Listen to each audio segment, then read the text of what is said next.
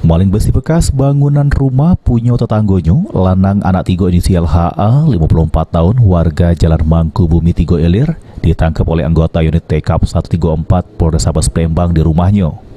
Tersangka yang ini diamankan di Polrestabes Palembang cuma pacak tertuduh lesu karena sesali perbuatannya.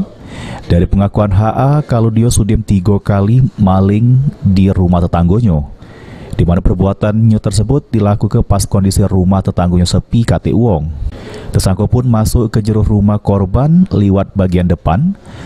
Dengan membawa gerobak, tersangka sudah mengembei besi sama seng bekas bangunan rumah korban, lalu dimasuk ke jero gerobak. Selanjutnya besi palingan tersebut dijajo ke tersangka ke tukang buruan dengan rego Rp200.000. Terus duitnya dipakai tersangka buat kebutuhan sehari-hari. Hanan, maling besi berapa kali sudah? 3 kali, Pak. 3 kali. Di mana, Pak? Di Ilir, Pak. 3 Ilir. Cak mana cara malingnya tuh? Dorong pakai tali. Apa? Dorong pakai tali. Pakai troli. Dewean. Tali.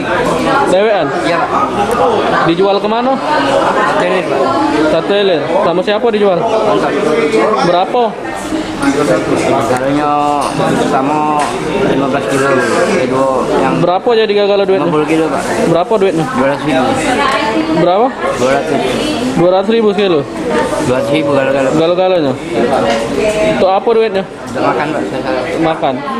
Anak Wah, ini tersangka cuma pacak sesali perbuatannya, guna nanggung jawab perbuatannya.